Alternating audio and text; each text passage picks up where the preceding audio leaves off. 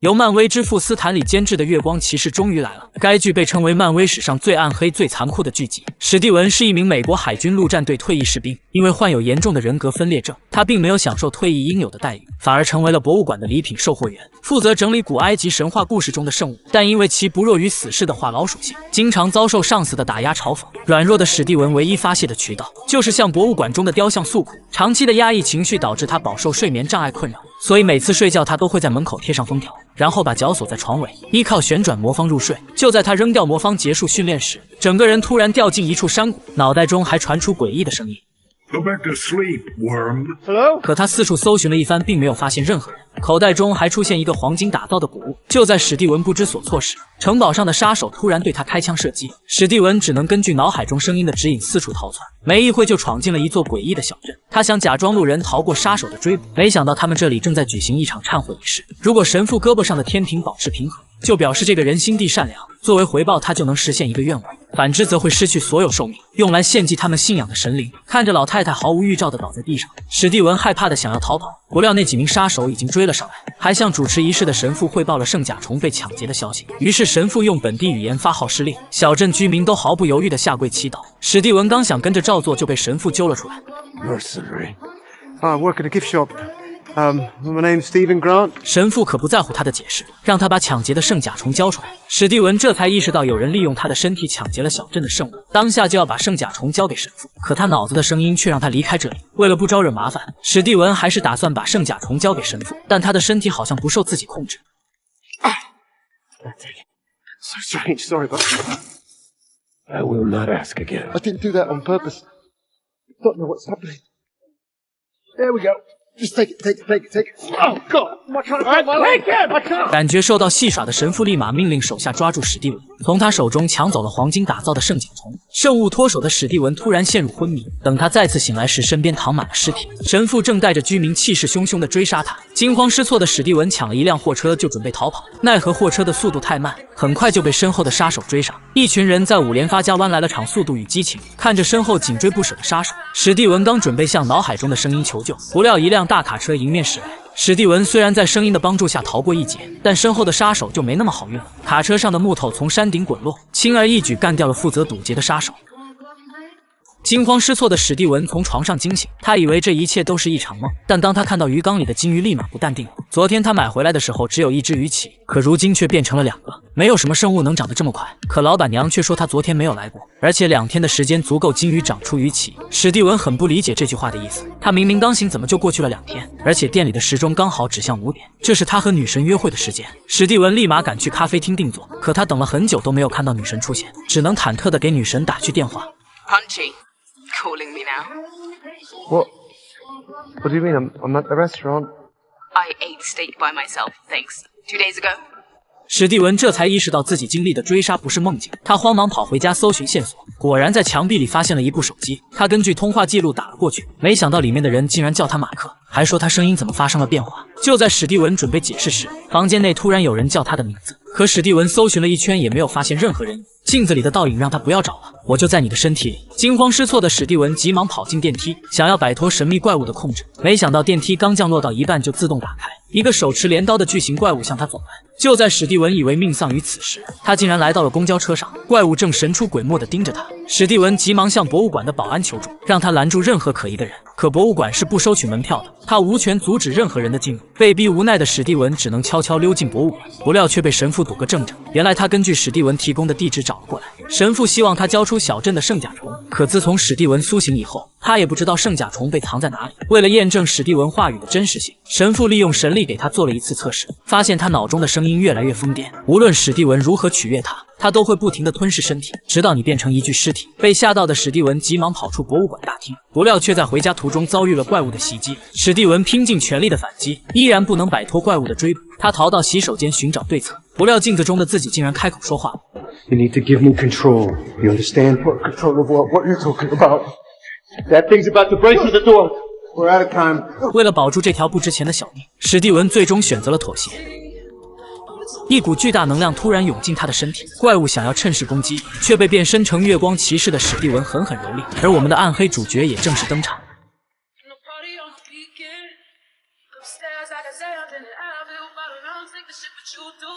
再次从床上醒来，身上也没有任何伤口。他以为这一切都是一场噩梦。就在他兴高采烈地跑去博物馆上班时，却看到同事正在封锁现场。博物馆好像发生过激烈的搏斗。他正准备调取监控查清真相，急于求证的史蒂文跟着同事来到了监控室，还警告他接下来看到的内容可能会颠覆你的认知，就像51区和碟中谍6一样，无论看到什么情景都不要大呼小叫。接着同事就在监控中看到史蒂文东躲西藏，像个重度精神病患者一样。同事认为是他破坏的博物馆厕所。史蒂文慌忙解释，有一条大号猎犬在追杀他，所以才在博物馆里东躲西藏。可监控画面里并没有史蒂文描述的猎犬。为了自证清白，他让同事调出他走出博物馆的画面。只见满脸凶相的史蒂文目不转睛地盯着监控，这显然就是藏在他体内的月光骑士。但人力部门的领导并不相信他的解释，认为史蒂文不仅破坏了博物馆的公物，还患有严重的人格分裂疾病，直接把他扫地出门了。为了搞清楚事情的真相，史蒂文拿着在壁龛里发现的钥匙来到了库房。看守库房的小哥一眼就认出了他的另一重身份，带着他来到了43号库房。库房里面有一个简易的行军床和黑色背包。史蒂文小心翼翼地打开背包，发现里面不仅有大把钞票，还有马克的护照和从神父那里偷来的甲壳虫。史蒂文这才意识到这几天经历的一切都是真实的。就在史蒂文研究圣物甲壳虫的功能时，镜子里的人又开口说话了。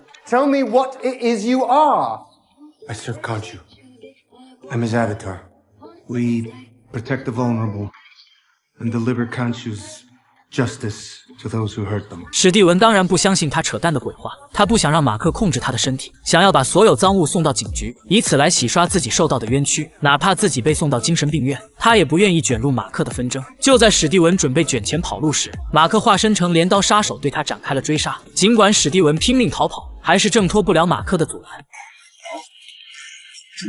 面对马克的威胁，史蒂文没有屈服，带着背包跑出了仓库，不料却在门口撞上了摩托车，而这个人正是马克的妻子莱拉。史蒂文认为莱拉可以帮他摆脱眼前的困境，便坐着他的摩托车回到了住所。他希望拿出背包的东西自证清白，可马克的声音却在史蒂文脑海响起：一旦让莱拉看到圣甲虫，就会把他卷入危险中，甚至害了他的性命。生性善良的史蒂文当然不会为了自己牺牲无辜者，立马停下了手里的动作。可莱拉却认为他有点反常，直接打开背包拿出了圣甲虫。就在两人争吵时，2名警察敲开了史蒂文的房门，他们从背包里发现了马克的护照，以伪造护照盗窃罪把史蒂文带回了小镇。当神父出现在他面前，史蒂文才意识到自己中了圈套。马克想掌控史蒂文的身体，可神父却不停地离间两人。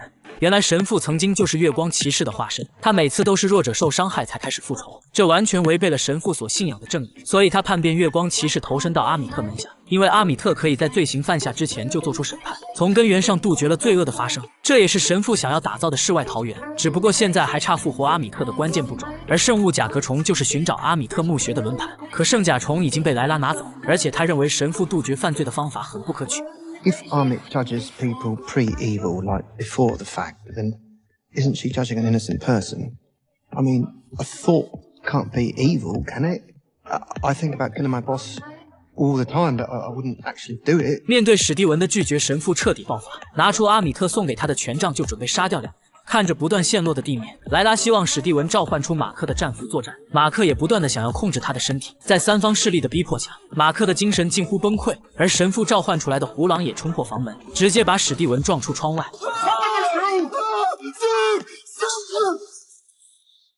Ceremonial armor from Khonshu's temple, not Psycho Colonel Sanders. I don't know how any of this shit works, man. I think it's sharp, man. All right, where is the scale? What is it posed for? 就在两人聊天时，史蒂文突然被一股神秘力量击倒在地，在莱拉的视线里根本看不到胡狼，只以为是精神病患者在空气中乱舞。好在最后一刻，史蒂文一拳干倒了胡狼。Wagwan! I did it! You got planted! Layla! Did you see that? 就在史蒂文向莱拉炫耀战绩时，胡狼趁机偷袭，把他甩到了公交车上。两人在马路上展开了肉搏，不料却被路人撞飞在地。苏醒过后的史蒂文再次听到了马克的声音，如果再不让他出手，就会牵连更多无辜的人。生性善良的史蒂文最终选择了妥协，月光骑士也完成了最终形态的变身。他飞速奔跑，把胡狼引到房顶，然后趁胡狼不备抓住了他的身体。伴随着胡狼化为灰烬，史蒂文也收起了月光骑士的武器，重新变成了普通人史蒂文。而圣甲虫却在打斗中丢失，被觊觎他的神父收入囊中。面对这种变故，马克希望一直掌控他的身体，直到找到阿米特的墓穴。You can't do this. Keeping me trapped in here, you have no right. My whole life, I can't go on a bloody date. I can barely keep a goldfish alive. I lost my job. It's been you. It's always been you. Eating away parts of my life like a parasite. Look, when I am done, when I have repaid my debt, I swear to you, you will never see me or hear from me again. I promise you. We wouldn't be alive if it weren't for Conchu. Should we part? You may not like my understanding. 面对月光骑士的劝说，史蒂文终于坚定了内心的信念。他决定成为月光骑士的化身，摧毁阿米特的墓穴，拯救那些被强者欺负的普通人。主教带着圣甲虫成功找到了阿米特的墓穴。马克为了不让孔苏祸害老婆，连夜追到了埃及，还是来晚了一步。知道主教位置的线人被几个当地混混捅死，混混还不知道马克到底有多狠，一顿花里胡哨的操作，当着马克面想玩点帅，被马克几个回合全部撂倒。就在准备宰了这群二五仔的时候，第二人格斯蒂文又开始作妖了。当马克再次醒来，发现自己坐上了回家的二路汽车，他赶紧下车追了回去。追到刚刚的二五仔又是一顿暴揍，斯蒂文又开始劝说马克能动嘴就别动手，结果被人一棒子偷袭后脑晕了过去。当马克再次醒来的时候，所有人已经全部成了尸体。马克还以为是斯蒂文开窍了，斯蒂文说这不是自己干的，这并不是马克和斯蒂文二人的杰作，也就是说马克并不只有2个人格，还有更深层次的人格藏匿起来了。这一点从保安叫错名字和勾搭漂亮女导游就可以看出，马克至少还有2位人格。看着眼前剩下的唯一的小孩，孔苏让马克将人带到悬崖边上逼问，结果小孩中了主教迷惑，主动献祭了自己，完全找不到阿米特的墓穴。孔苏实在没有办法，决定玩点不一样的，吸引九柱神的注意。孔苏突然原地消失，他将月亮强行移位，堵住了太阳的轨迹。只有这样胡来，九柱神才会听到孔苏的声音。上一次和众神对话，孔苏直接被驱逐了出去。这次孔苏不敢擅自前往，竟然选择开溜。马克只能独自前往九神会议。传送门的背后，竟然是古埃及最大的吉萨大金字塔，它的内部结构竟然全是黄金砖块打造的，这里面就是九神会议的场所。九柱神是埃及神话中最广为流传和正统的9位神明。眼前出现的女人哈托尔是爱与美的女神，可以理解为古埃及版本的维纳斯。孔苏借助马克的身体开始陈述，孔苏要求众神审判哈罗，因为他即将放出阿米特祸害人间。没想到哈罗不但不承认，反而倒打一耙，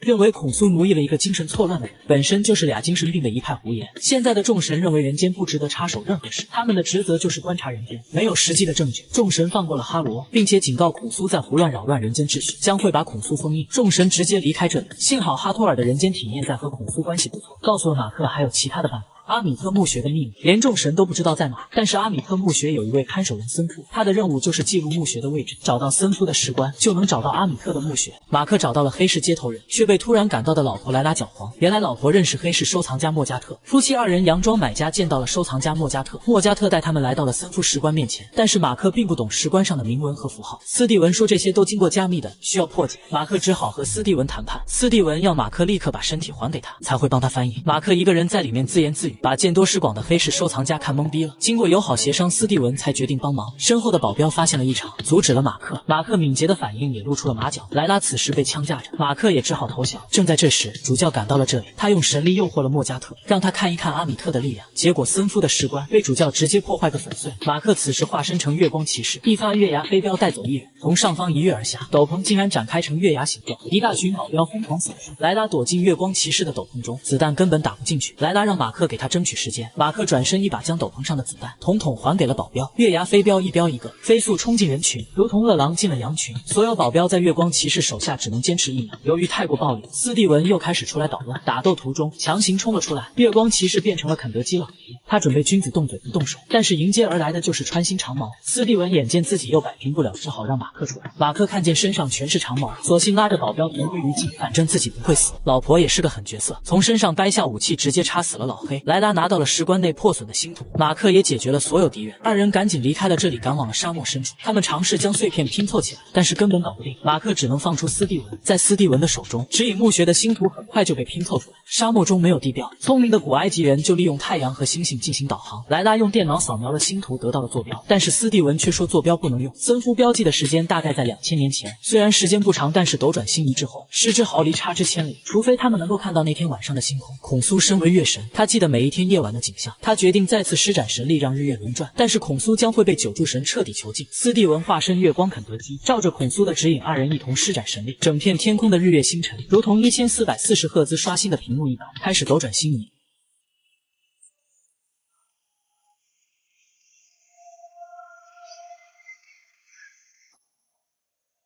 终于，2000多年前的那天晚上的星辰再次呈现在世人的眼中。莱拉通过电脑扫描计算后，终于找到了阿米特墓穴确切的位置，而孔苏也再也支撑不住了。众神联合施法，将孔苏的神力全部封印进雕像中。当雕像幻化完成，孔苏神力就逐渐消散而去。斯蒂文也失去了月光骑士的神力晕了过去。失去力量的史蒂文带着莱拉赶到阿米特的墓穴坐标，发现神父已经先一步带人闯了进去。他们通过遗留的吊索前进了墓穴，发现这里是一座巨大的迷宫，地面上还散落着6颗子弹，好像在尝试打开某种机关。精通埃及神话的史蒂文立马解开了其中的谜团，他在石台上把迷宫的大致线路画了出来，最后竟然组成了荷鲁斯之眼的符号，这是皇室庇护使者的符号，说明阿米特的最后一个化身是位法老。史蒂文认为荷鲁斯之眼就是整个墓穴的地图，因为荷鲁斯之眼又名心灵之眼，它代表了人类的6种感官，眉毛代表着思想，瞳孔代表着视觉，而中间的末端代表耳听八方的听觉，最后一条螺旋状的长线则代表了人类的味觉，而化身就是为阿米特发生的，所以棺椁的位置就在螺旋状的末端。解开谜团的两人立马根据地图寻找出口，没一会便发现了一座巨大的棺椁，只不过它的主人是亚历山大大帝，并没有发现有关阿米特的任何线索。马克建议史蒂文打开棺椁寻找，可胆小怕事的史蒂文担心里面设置了陷阱，迟迟都不肯动手。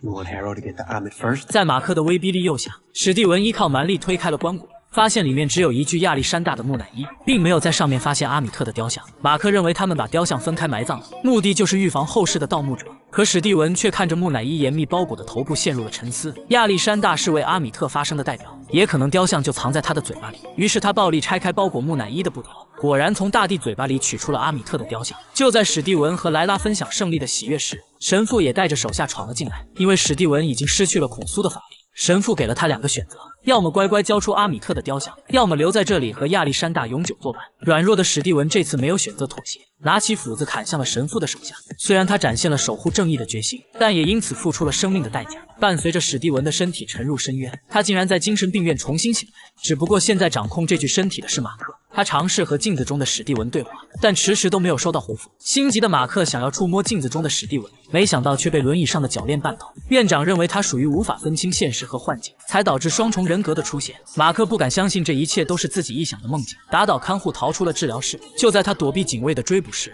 房间内突然出现一具棺椁，并且不停地发出求救声。马克好奇地打开棺材，发现里面的人竟然是史蒂文。共用一具身体的2个人终于迎来了第一次见面。 It's the last thing that you remember. Harold shot us. 这句话彻底印证了他不是精神病，一切都是神父搞出来的阴谋。就在2人蹑手蹑脚地准备逃出精神病院时，一个体型庞大的埃及怪物出现在门口。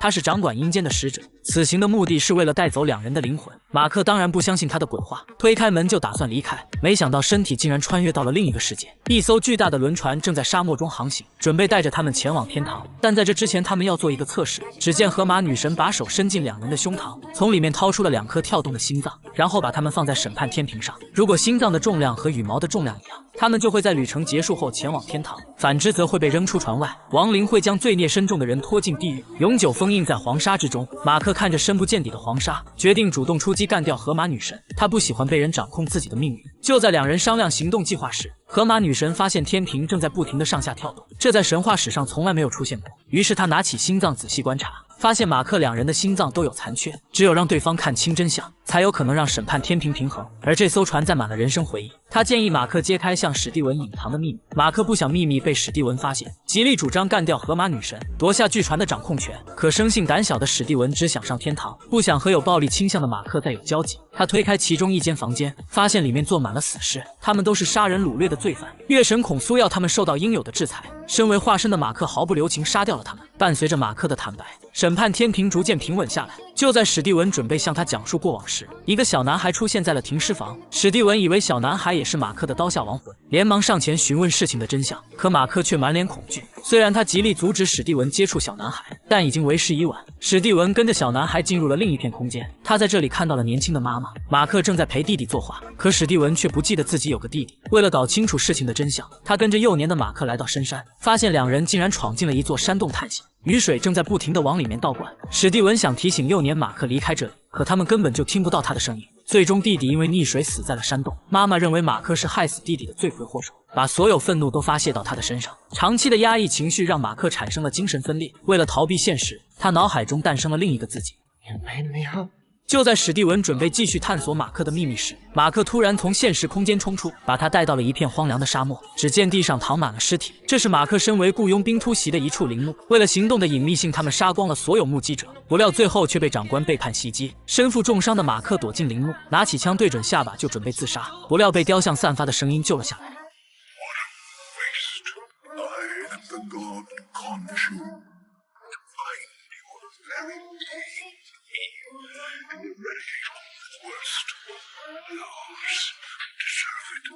只要马克愿意发誓保护夜行的旅人，惩治恶贯满盈的罪犯，月神不仅可以帮他突破敌人的包围，还能赐给他一件无坚不摧的铠甲。在生命面前，马克选择了妥协，他穿上铠甲，成了月神孔苏的复仇铁拳。伴随着这段记忆展现在史蒂文面前，审判天平终于趋向了平衡。就在他们准备前往天堂时，无数紫色流星坠入人间，这是神父在人间创造的恐惧。马克想要返回人间阻止神父的行动，但河马女神却说 Even if I could send you back up there, you'd just be returning to a body with a bullet in it. You wouldn't be able to heal. Can you send word to Layla? Please help us free Khonshu. Are you sure you want to be with Khonshu again? Seems like you really want to get away from him. I did, but this is our only shot. It's the way it's gotta be. 看到勇于牺牲的两人，河马女神终于改变了主意。她拉起操纵杆，调转船头，准备前往冥王欧西里斯守护的大门。这里是最接近人间的地方。马克询问打开大门的方法，但他们的审判天平一直都没有平衡。河马女神的旅程已经结束，她也不能阻止无可避免的结果。阿杜特的亡灵们要带走马克的灵魂了。话音刚落，一只手就从黄沙中伸出，缓缓爬上正在行驶的巨船。这些亡灵都是死在马克手中的罪犯。正所谓仇人见面分外眼红，双方打得难解难分。因为亡灵的身体由黄沙组成，所以马克的攻击对他们根本造不成威胁。没一会便被亡灵击倒在地。看到即将被扔下巨船的马克，史蒂文终于找回了丢失的勇气，捡起棒球棍对亡灵发起了攻击。解决完亡灵的史蒂文刚想向马克炫耀战绩，没想到亡灵竟然从背后偷袭了马克，企图把他埋葬在黄沙之中。史蒂文急忙用身体撞开亡灵，虽然成功救下了马克，但他的身体也随着亡灵掉落在黄沙之中。马克想让河马女神停船，拉回掉进黄沙的史蒂文，没想到他的身体竟然和黄沙融为一体，没一会便化成了一座雕塑。伴随着史蒂文灵魂的消失，马克终于摆脱精神分裂，独立拥有了这具身体，而审判天平上的心脏也慢慢和羽毛持平。马克如愿进入了天堂，与神父的大战也慢慢拉开了序幕。正是他已经死亡的神父命令手下把尸体拖出了深坑，开始用权杖的魔法蛊惑无知的民众跟随他释放阿米特的灵魂，不料却在路上遭到了军队的堵截。士官长想要查看他们的证件，心虚的神父立马释放魔法控制了所有士兵。尾随其后的莱拉掏出匕首刚准备进攻，就被倒在地上的士兵制止。原来是马克的灵魂附身到他身上。哈罗的实力太过强大，单凭普通的物理攻击根本无法对他造成伤害。马克希望莱拉能等到他复活，利用孔苏的力量在众神院打碎他的乌纱布提俑。可莱利根本不相信他的鬼话，坚持要独自消灭邪恶的神父。此时的神父已经来到阿米特的墓穴，施展召唤魔法，打算向民众揭露众神隐瞒的真相。感受到异常的诸神化身想要阻止，却为时已晚。阿米特终究在神父的召唤下获得重生。没想到他复活的第一件事就是审判神父。他察觉到神父的天平很不平衡，因为他有很多未做之事待完成。身为舔狗的神父惶恐地等待阿米特的审判，他希望死后还能继续侍奉。没想到阿米特却说他的死期被延迟了。他曾经的仆人天平完美平衡，结果被他囚禁了整整2000年。显然阿米特并不喜欢正义的化身，他喜欢邪恶的神父能帮他完成在人间的使命。作为回报，他会赐予神父灵魂的永生。意识到不对的莱拉偷走了囚禁孔苏的雕像，成功把他释放出来。他在这个世界感受不到马克的气息。如果想要战胜阿米特，他还需要一个化身。孔苏立马把主意打到莱拉头上，可莱拉却说马克是为了孔苏战死，而且他也不想被神灵奴役。毫无办法的孔苏只能传送到诸神召开会议的大厅，企图劝说阿米特杀掉背负罪孽的神父。 You speak of balance, yet you choose him. Your avatar is a sinner. You're jealous of his loyalty. Loyalty at what cost? An empty world? For your disciples to inherit? Listen to him. He only wants to keep you bound. 神父的一番话成功改变了阿米特的立场，而此时的马克正与荷马女神欣赏眼前的美景。荷马女神认为他应该留在这里，这是他内心一直渴望的平静，没有危险，没有孤独，也没有勾心斗角。可马克却忘不了为他牺牲的史蒂文，他不能接受这种独善其身的结果，于是再次来到了沙漠之地，打算救出被石化的史蒂文。他说出了埋藏在内心的秘密，伴随着两人的接触，石化现象瞬间消失，真情流露的两人找回了完整的灵魂，而通向人间的大门瞬间打开。就在两人欣喜时，身后的沙浪席卷而来，马克和史蒂文搀扶着跑向出口，但两人的速度太慢，眼看就要被黄沙吞没。荷马女神驾驶着巨船帮他们挡下了最后一波攻击，成功复活的马克再次来到了遇到孔苏的山洞，听着孔苏让他成为化身的誓言，马克没有丝毫犹豫，化身成月光骑士，准备铲除被复活的阿米特，让世界恢复原本的秩序。他找到月神孔苏询问对付阿米特的办法，可月神没有能力阻止阿米特，他需要化身马克的帮助。于是马克和月神谈起了条件，他们不仅救了月神孔苏的性命，还属于买一送一，因为他们是两个灵魂存在于一个身体。月神耐不住马克的苦苦纠缠，决定让他们重获自由。获得承诺的马克立马赶到开罗阻止神父，没想到神父已经拿起权杖操控民众，让他们信仰阿米特的审判之法。毫不知情的民众立马手牵着手，贡献着自己的信仰之力。伴随着信仰之力的不断涌入，阿米特的实力越发壮大。马克只能和月神兵分两路，他负责袭击召唤信仰的神父，月神则负责消灭重生的阿米特。奈何阿米特的实力太过强大，单手就阻止了月神的攻击。好在马克成功与月神融合，成功俘虏了高高在上的阿米特。There's so little difference in what we want for this world. Why do the stands for the rest of time? You know the answer. I only punish those who have chosen evil. So do I. Only I don't give them the satisfaction of committing. 在阿米特的诱惑下，月神陷入了无休止的轮回地狱，整个身躯也被阿米特洞穿。此时的马克也被神父制服。